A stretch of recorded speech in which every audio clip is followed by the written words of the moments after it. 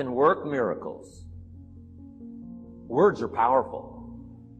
Words are almost godlike. In fact, ancient script says the Word was God. God was the Word. Wow, words and God. What if somebody can't possibly see how they could do well, how they could become successful, how they could transform their lives and their health, their future, and their finances, spiritually and every other way? They can't see, and you come along and share your story, and maybe borrow some other stories. And by the time you get through with a good presentation to this person, they say, now I can see. Before you got here, I was blind. I was in the dark. And while you were talking, some things dawned on me. Is it possible to create light with human intelligence, with words? And the answer is, of course, of course. Here's part of the spectacular opportunity as a human being. One person talking to another. It's got so much power, so much potential.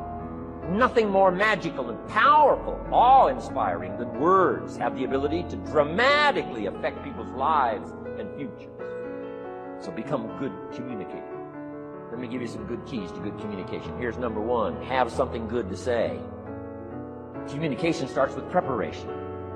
Getting ready to speak this year. Getting ready to speak next year. Attend the classes. Read the books. Have something good to say. Here's 4 good words to help you to have something good to say. One is interest. Develop a new interest in people, in life, what's going on, economics, politics, religion, social structure, possibilities, opportunities. Develop a new interest. Here's the next word, fascination. Goes that step beyond interest. That's why kids learn so much that first 6 years. Fascination. Adults are walking on ants. Kids are saying, don't walk on these ants. I'm studying these ants. I'm looking at these ants. Kids are so fascinated. How come an ant can carry something bigger than he is? Wow. That's how come they learn so much. They're fascinated. And here's another little clue I've learned. Turn frustration into fascination if you can. You'll learn more. I've worked on this. I'm pretty good at it. Out in Los Angeles, I'm on the freeway. My airplane leaves in 45 minutes. The traffic is moving not 1 inch. I am now fascinated. I'm telling you. Now, it doesn't work every time. That's true, but every time it does work, I'm telling you, you'll come away with more. Learn to be fascinated instead of frustrated if you possibly can. Turn that little scenario on for yourself. Next is sensitivity. You've got to understand, we use the phrase where people are coming from, where they've been, what's going on. Sensitivity training is so important. People not like you, people that have got challenges and problems and difficulties. You've got to do your best to be sensitive to other people, where they find themselves, the pit they might be in currently, what's going on. Be sensitive to that. If you really want to communicate well, you've got to be touched and moved. Not just by your own drama of life, but by the drama you know is going on in other people's lives. Sensitivity. The last word is knowledge. You just got to go through exercises like this. Take the notes, work hard, roll up your sleeves, go to work. Gather the knowledge in journals, gather the knowledge in notebooks, gather the knowledge in the library and cassettes and videos and every other means. Gather knowledge. Don't be lazy in learning. A major part of communication is preparation. Now here's the next part of good communication. Say it well. 1 is having something good to say, and number 2 is saying it well. Let me give you a quick list on saying it well. Number 1, sincerity. Best place to start if you want to communicate well is let your sincerity show. Next is repetition, the mother of skill. I've been at this 33 years. Somebody says, well, you give a pretty good seminar. I should. 33 years? Repetition. Next, brevity. Sometimes you don't need many words if you're totally sincere, I'm telling you. Jesus' presentation in gathering up his team called disciples was fairly short. He just walked around the countryside, took a look at somebody and said, you follow me. That's brief. I mean, that's short. Now, why could he get by with such few words? And this takes care of a lot that I've tried to share with you today called personal development. Here's why I think Jesus could get by with such few words. For all that he was that he didn't have to say. Take that scenario home. For all that I am that I don't have to say. Just a few words can be dynamic and affecting someone else's life. Next, vocabulary. Got to work on your vocabulary. Some of my friends took a survey among prisoners working on some rehabilitation program. They weren't particularly looking for this, but here's what they found. There's definitely a relationship between vocabulary and behavior. And here's what they found out. The more limited the vocabulary, the more tendency to poor behavior. And when you think about it for a while, it makes sense. Words are a way of seeing. And if you don't have a good vocabulary, you can't see very well.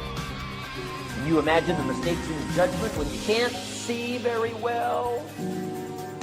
Next, words are a way of expressing what's going on in your head, what's going on in your heart.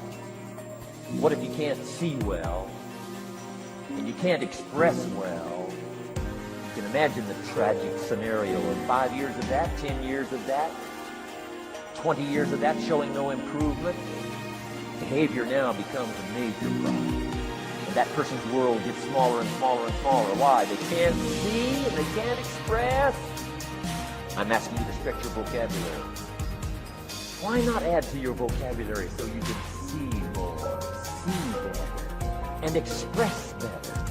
Put out in words what's in your heart, what's in your soul, what's in your mind. So say it well. Here's number 3. Number 1 was have something good to say. Number 2, say it well. Here's number 3. Read your audience. Read your audience.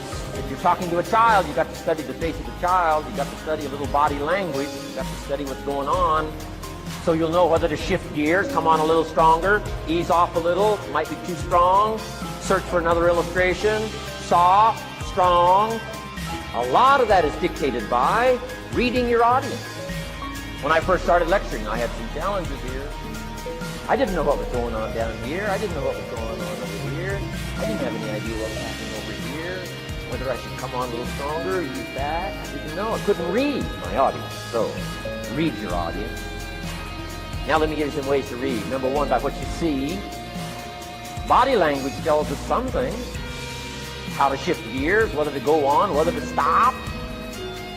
If you're talking to somebody and they're leaning towards the door, that means you gotta hurry, right? They're not gonna be here long. Body language. Guy's got his arms folded, chin tucked down. You got your work cut out for you. You're gonna have to reach deep in your bag. Find some extraordinary stories. This one's not gonna be easy. What tells you that? Reading what you see. Here's the next one. Read what you hear. You've got to read a child's impatience. Kids don't mind telling you whether they're bored or impatient. Kids' attention span is short. You've got to get it dead. You start talking to a child, 30 seconds, they say, how long is this gonna take? Whoa. Read. Listen. Listen for the response. Now you'll know whether to shift gears, change your language, find a new illustration, soften, stronger. Read your audience. Read what you see, read what you hear. Here's one of the most important. Read what you feel. Now, women are probably better at this than men when it comes to picking up emotional signals. What if you meant to say to someone you care about? What if you meant to say, what's troubling you? And instead you said, what's wrong with you? Communication. So read the emotional signals. Women have this uncanny antenna picking up this stuff. Woman says, doesn't feel right. I mean, what does that mean? It doesn't feel right. It doesn't feel right. It's built in, I think. Ancient scenario says this: there are shepherds and there are sheep and there are wolves. What a good life scenario. But it doesn't stop there. This ancient scenario says also, some wolves are so clever, they've learned to dress up like sheep. Now you gotta have a woman. Gotta have a woman. Man says, looks like a sheep, talks like a sheep. Woman says, ain't no sheep. Take my word for it. They know. Read. Pick up the signals. Don't ignore the signals. Develop this personal development scenario, communication, financial independence, and all the rest.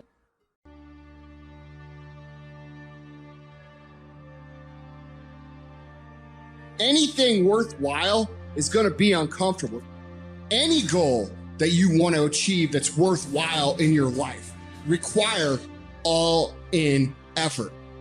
All in. We've got to be all in on our ventures. If you're in a game, make sure you're in it all the way, and then that game will be your game. We all have weakness.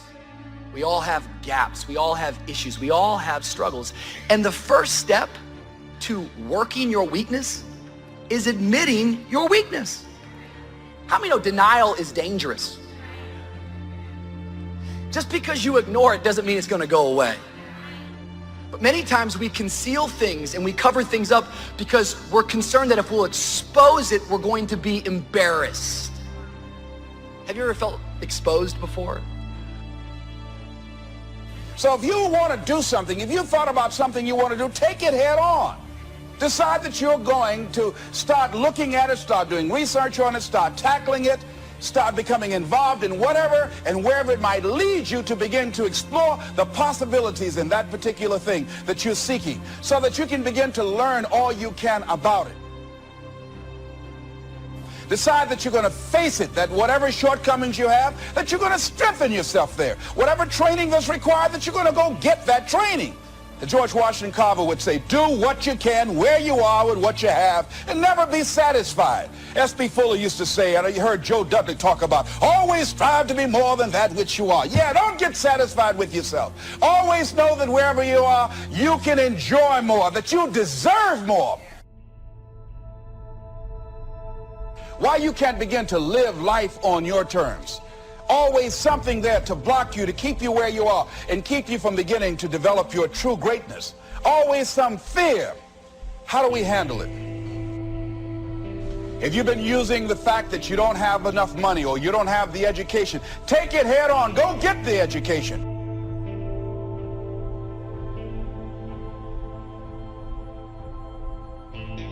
But look at what they've done to you. They've made you an employee.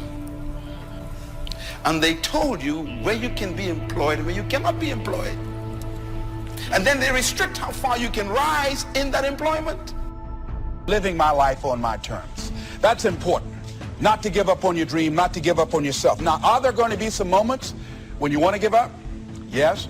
Will there be some moments when it's going to seem like it's impossible? The disappointment that you're experiencing, that you're going to say, it's not worth it? Yes, that's going to be right there for you. It's going to be in your face. When you start grinding, when you start waking up early, when you start keeping your word to yourself, to your boss, when you go into 120, when you all in by any means necessary, you start seeing stuff and you start experiencing stuff and you start having stuff that people who are not doing that, they never get.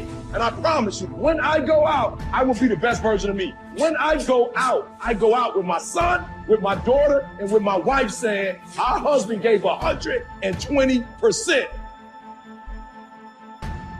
And until your thinking change, you are contaminated leadership.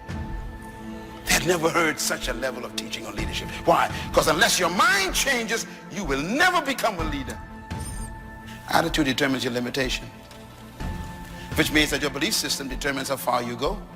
You can never lead beyond your attitude and your belief system. And that's why your life is what you think it should be and exactly what it is. Attitude is the manifestation of your personal philosophy. So you've got to decide, wait. Even if things don't work out, even if I experience defeat or failure, that does not make me a failure. It's a difference between failing and being a failure. If things don't work out, if you don't produce the results you want, that's all. But don't confuse who you are with the results that you produce. Be transformed by changing the way you think, because my thoughts control my life. Your feelings don't shape your life. Your beliefs do. And it doesn't even have to be true. If you believe it, it's going to shape your life. And a lot of you were taught things as a kid about you that just weren't true. And years later, you're still acting on false information. The process of building self-confidence is actually very easy, believe it or not. Self-confidence is self-trust. Self-confidence is building a reputation with yourself that you keep your word to you, that you keep the promises you make to you. Somebody with self-confidence has a reputation with themselves that I do the things I say I'm going to do. Build your self-confidence, and the greater and greater your self-confidence get, it minimizes the impact self-doubt has on us. It's important because you have to understand one thing about the doubts and the negative thoughts you have about yourself. These are not your thoughts. You weren't born doubting. You weren't born discouraged. You weren't born thinking negative things about yourself. True leadership is self-discovery. True leadership begins with an individual discovering something about themselves. That's when it really begins. And you will never become a true leader until you are introduced to yourself. Don't do that. Be quiet. Sit down. Be a good boy. Be a good girl. Maybe it was criticism you received as a little one that you may not even remember to this day. Those were thoughts that were placed in you and given to you by an external source at some time in your life. It could even be our parents. It could have been a school teacher. It could have been ridicule at school from other children. But when you were young in your formative years, these negative thoughts about yourself were planted in you by an external source. When I meet someone who is not self-confident, I know this is someone who has consistently made promises to themselves they've not kept. They've started a diet and done it for a while but not kept it. And so they have a process and a habit in their life more often than not of not keeping the promises they don't make to other people. They don't keep the promises they make to themselves.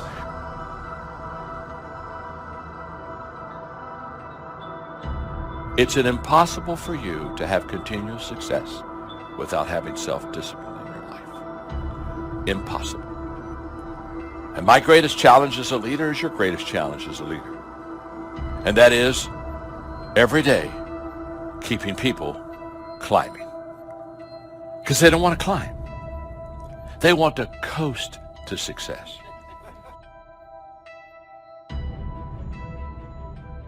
I just want to tell you, don't let this chapter that you're going through make you in your story. Don't let depression lie to you and tell you that you're not enough, that tells you that there's no more better days, that tells you that your best days are behind you, that tells you you're nobody, that tells you that you're better off dead. Don't let it lie to you, because it's been lying to you so long that you're starting to believe that's true. You're starting to live that out. And they just kind of hope that if they're at the right place at the right time, something wonderful will happen to them. Everything worthwhile is uphill. All the way, not partially uphill. And the challenge that we all have is we don't mind climbing uphill for 3 or 4 days, as long as we can coast for a couple. Stuck in there as a firm belief. That's why we have to guard our beliefs so preciously, because our mind goes to work on finding these legs, these references, which are real experiences in our life, to prove to us that that belief is true. And so although you may believe it to be true about you, these doubts and negative thoughts you have, these were not your original thoughts.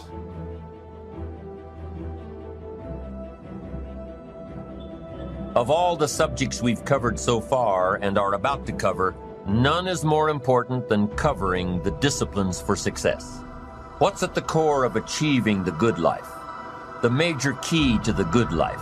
The major key is not in learning how to set goals. It is not in learning how to better manage your time. It is not in mastering the attributes of leadership. Every day in 1,000 different ways, we are trying to improve ourselves by learning how to do things.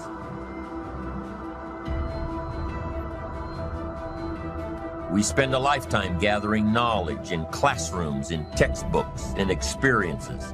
Now, if knowledge is power, if knowledge is the forerunner to success, then why do we fall short of our objectives? Why, in spite of all our knowledge and in spite of our collective experiences, do we find ourselves aimlessly wandering, settling for a life of existence rather than a life of substance? There may be many answers to this question. Your answers may be different than your associates or your spouses or your friends.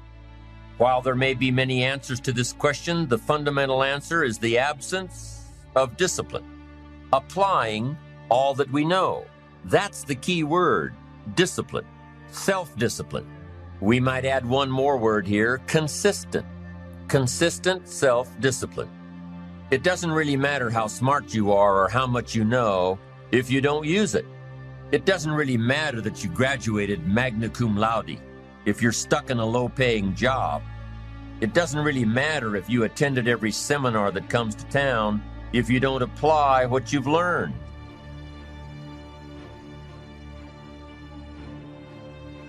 Better than knowledge is applied knowledge. And once we've applied our knowledge, we must study the results of that process. Apply our knowledge, study the results. Refine our approach. Finally, by trying and observing and refining and trying again, our knowledge will inevitably produce worthy results, admirable results. And with the joy and results of our efforts, we continue to apply, to learn, to observe, to fuel our ambition with the positive reinforcement of continued progress. Pretty soon, we'll find that we're swept into a spiral of achievement, a vertical rise to success. And the ecstasy of that total experience makes for a life of triumph over tragedy, dullness, and mediocrity. But for this whole process to work for us, we must first master the art of discipline, self-discipline, consistent self-discipline. It takes consistent self-discipline to master the art of setting goals, to master the art of time management, to master the art of leadership, to master the art of parenting and relationships. If we don't make consistent self-discipline part of our daily lives, the results we seek will be sporadic and elusive. It takes a consistent effort to truly manage our valuable time, or we'll be consistently frustrated. Our time will be eaten up by others whose demands are stronger than our own.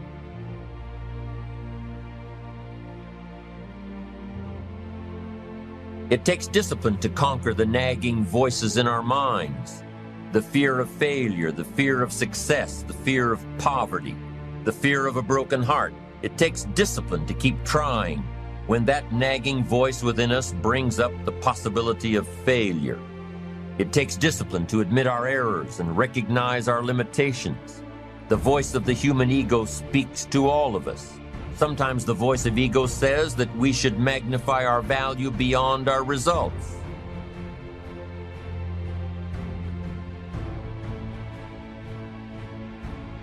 It leads us to exaggerate, to not be totally honest. It takes discipline to be totally honest, both with ourselves and with others. Be certain of one thing: every exaggeration of the truth, once detected by others, destroys our credibility and makes all that we say and do suspect. As soon as a business colleague figures out that we tend to exaggerate, guess what? They'll always think we exaggerate, and they'll never quite hold us in the same regard again. The tendency to exaggerate, distort, or even withhold the truth is an inherent part of all of us.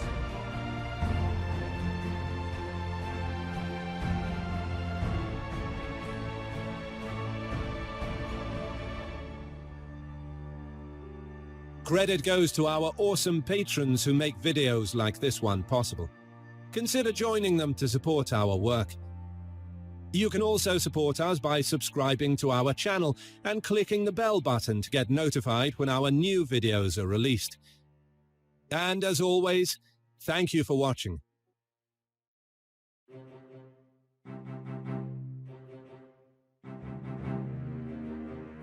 Whatever threatens you, threaten it back. Whatever threatens your opportunity, threaten it back. Now, some of our enemies are on the outside, but here's the most important thing to understand: some of our enemies are on the inside. Whatever threatens you, I'm asking you to threaten it back. Take care of your responsibility, Somebody wants to destroy your chances for a good future by their negative talk, negative thinking, putting it all down. I'm telling you, walk away if you have to. Walk away. Listen at this. In this quick age where we want everything now, if we don't get it now, we quit. Give it some time. Give it some focus. Until you can clap for the seedling, you will never see the tree. Because you're so busy trying to compete with the trees that you haven't gone through the process of the acorn. We think about our lives in decades.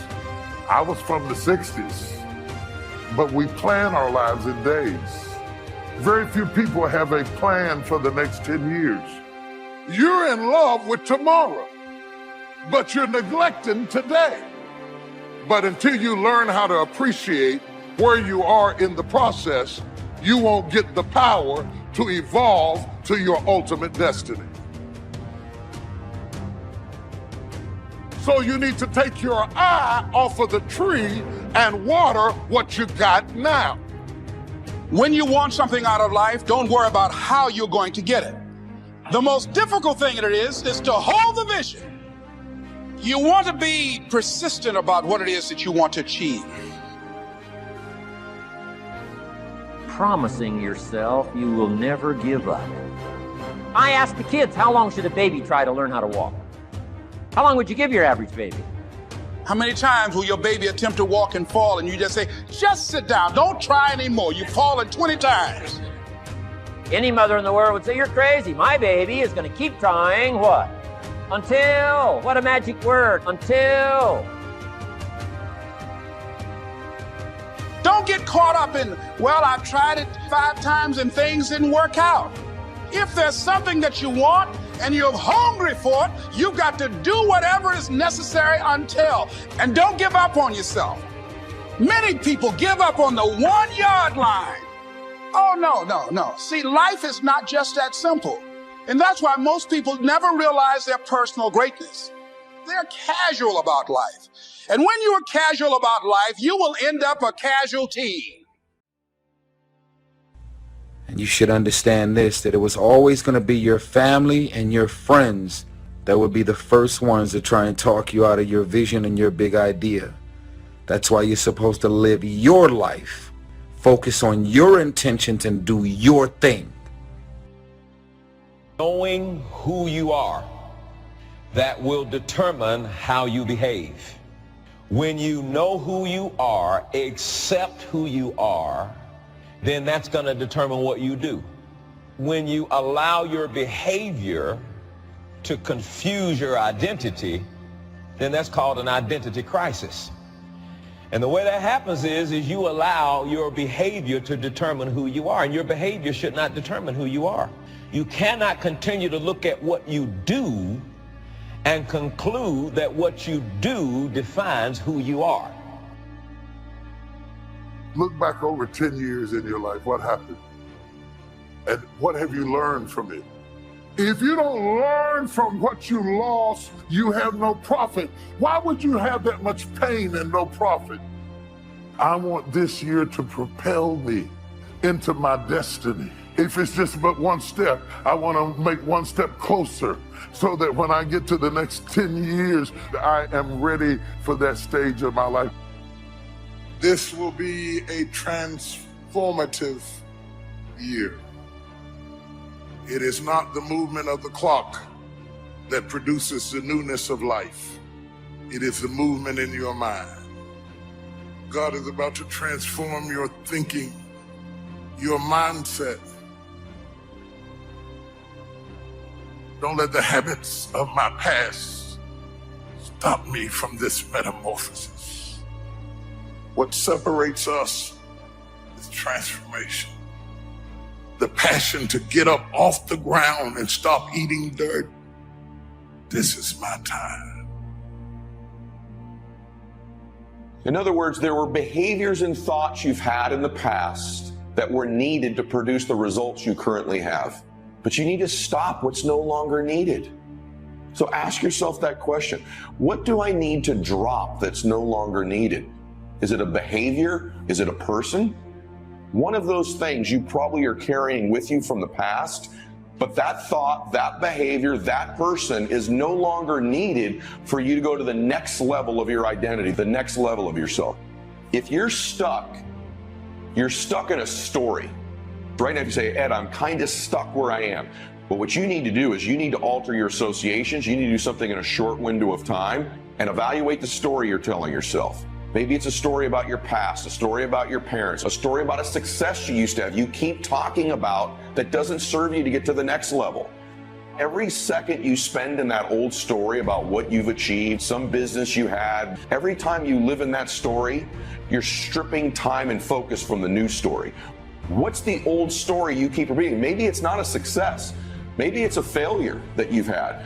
You can't take that old story into the new identity. What's your new story? Who are you now? See, here's what's amazing. At any point in your life, you can just decide to write a new script.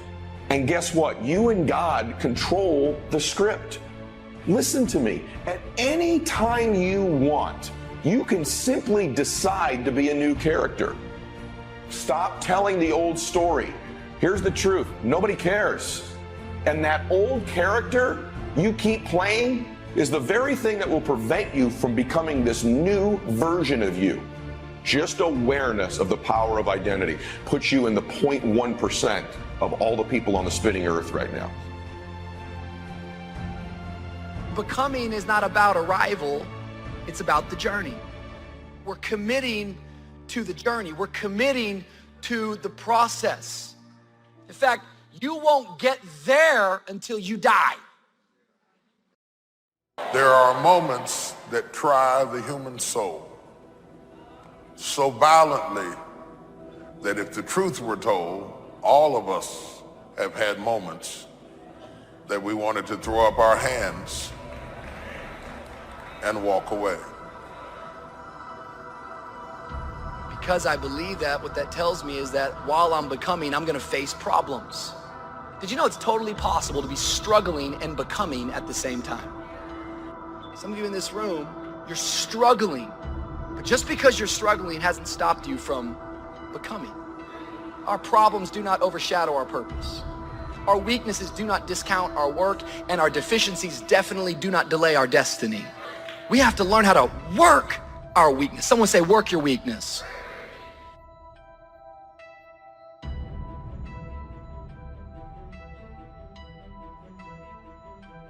Always something there to build a case on why you can't move on, why you can't grow to the next level, why you can't begin to manifest your greatness. Always something there to block you, to keep you where you are, and keep you from beginning to develop your true greatness. How do we handle it? If you've been using the fact that you don't have enough money or you don't have the education, take it head on. Go get the education. These are philosophical statements, but they are very important. Leadership begins with your belief, and your belief system determines your philosophy of life.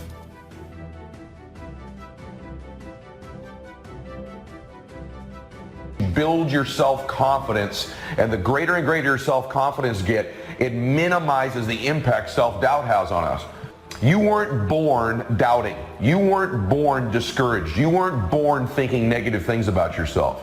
As hard as this is to accept, these are not your thoughts. Those were thoughts that were placed in you and given to you by an external source at some time in your life. It could even be our parents. Maybe it was criticism you received as a little one that you may not even remember to this day.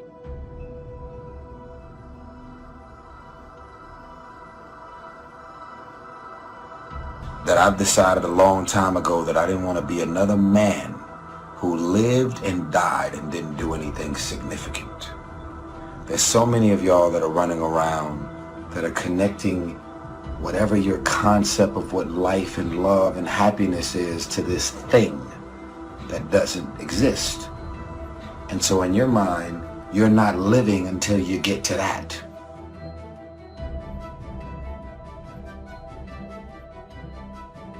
I know when you keep toxic things in your life, you're going to feel toxic. And some of us are wondering why we don't feel great. The longer you keep toxic things in your life, the longer you keep negativity in your life. I'm a firm believer in giving multiple chances. But after a while, you have to realize sometimes it's what you're choosing to accept, right? You know what it is. Some of us, we're so blind to what we want it to be that we keep seeing something for what it's not. We keep seeing a person for who they don't want to become. I don't care what they done said to you. I don't care what the verdict is. I don't care what the haters say. Prayer changed things. You need God. Don't you think I got here without him.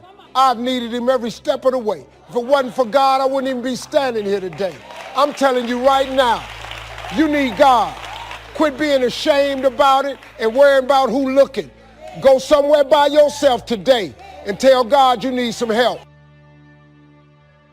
They doubt the whole world is going to make it. But I'm asking you not to pick up all those doubts. I'm asking you to have some faith, have some courage, believe, drive your doubts into a small corner. Don't doubt the future. Don't doubt the extraordinary gifts that your distributors bring to your organization. Don't doubt that. Don't doubt the possibilities. And here's the most important one of all. Don't doubt yourself. So you've got to decide, wait. Even if things don't work out, even if I experience defeat or failure, that does not make me a failure. It's a difference between failing and being a failure. If things don't work out, if you don't produce the results you want, that's all. But don't confuse who you are with the results that you produce. It's impossible for you to have continuous success without having self-discipline in your life. And my greatest challenge as a leader is your greatest challenge as a leader. And that is every day keeping people climbing. Because they don't want to climb. They want to coast to success. They want it to come to them.